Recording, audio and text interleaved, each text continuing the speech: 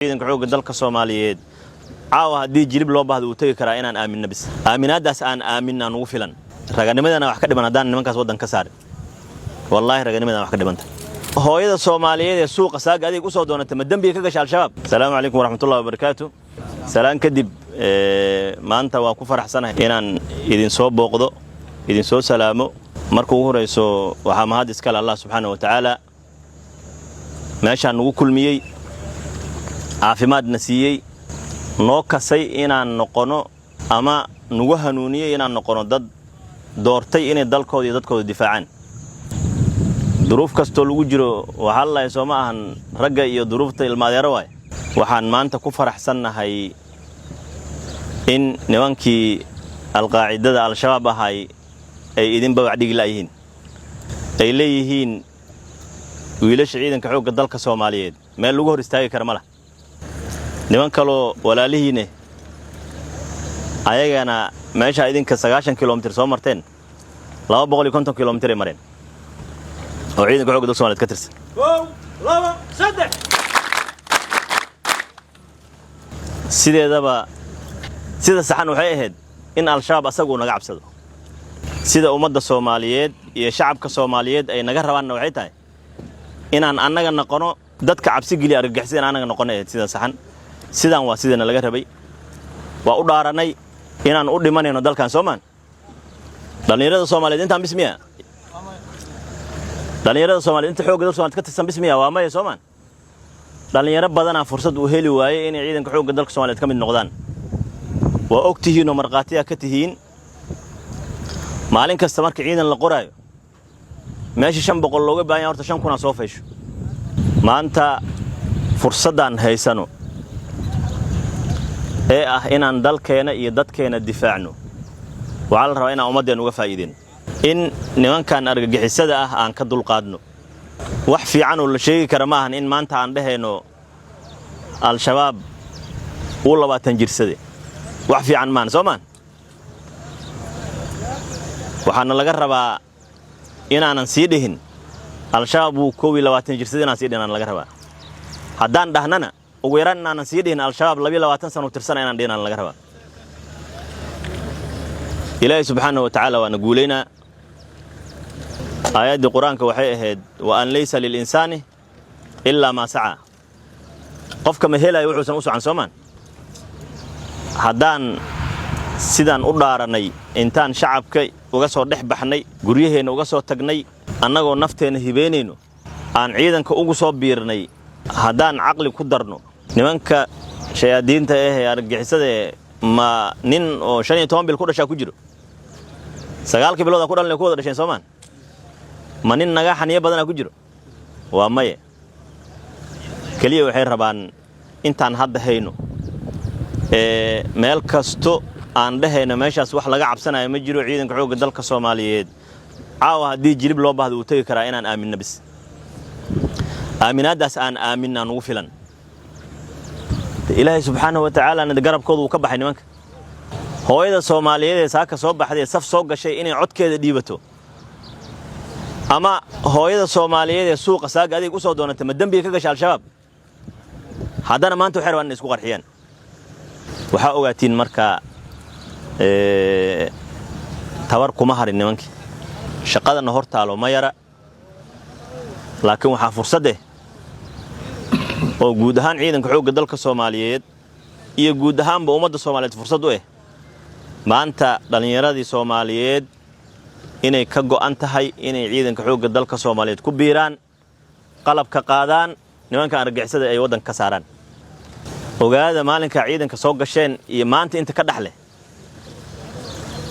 wax 5,000 askari kor u dhaafay ciidan ku soo biiray waxayna aaminsan yihiin wadadii saaxiibadiin ciidanka in kaga horeeyay ay mareen iyo meeshay gaarsiiyeen iyo meesha adinka gaarsiin doontaan inay intay ka sii qaadaan ay dhameystiraan hadafka ciidanku ugu soo biirteen inay ka dhabeeyaan oo sideedaba al-shabaab inta laga xoreynayo in ciidan la ahaaday aaminin dalkana loo dhinto hawshan hortaalo iyadoo badan oo dib badan oo ummad Soomaaliyeed oo aanan tira yareenin maanta ay gumaysi wax u eg waliba gumaysi xitaa ka xun marka si kale loo fiiriyo ay ku jiraan hawsha noo taal hool yar maanta wiil Soomaaliyeed oo waxa jiro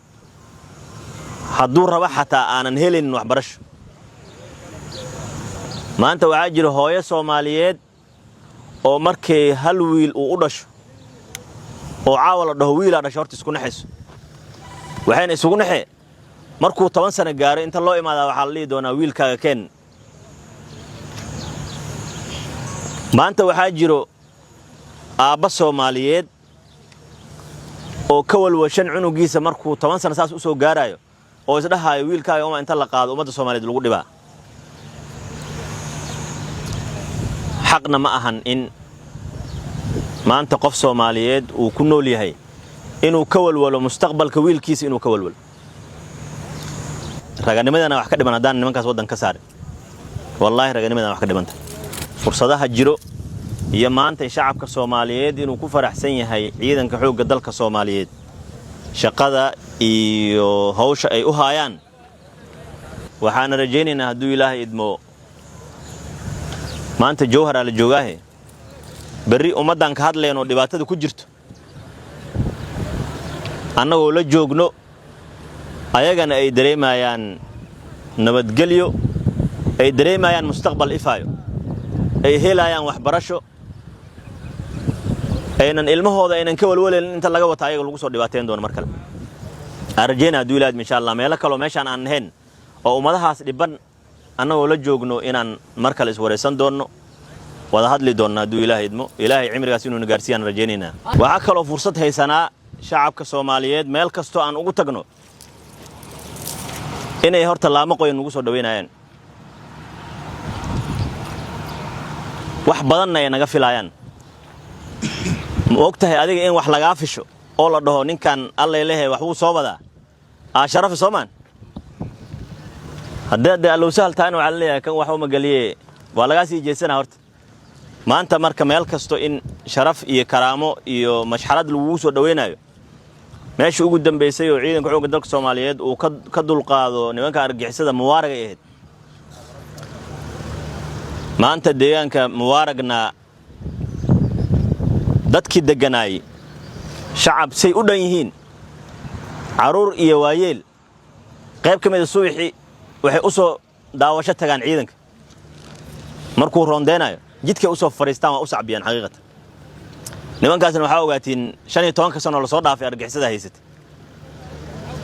maanta rajay ku nool yihiin maanta waxay aaminsan yihiin in wax ay ka cabsanayaan aysan jirin sideedaba shalay wax lagu cabsi gelin jireen ay meesha ka baxeen laakiin waxa rabaa markaas inay maskaxdiina ku jirto in uusan jiifna noo jirin nasashana aanan meel noo oolin dhibaatadan sheegay hadda intay ummad Soomaaliyeed Ilaahu uu hal qof ahaado intay heeso inta maanta qof Soomaaliyeed naftiisa uu cabsanayo inta maanta qof Soomaaliyeed mustaqbalkiisa uu cabsanayo jiifna nooma yaalo fadhina nooma yaalo guuli gownima idinku ogahay aad iyo aad u mahadsantiin Soomaaliya xoogga dalka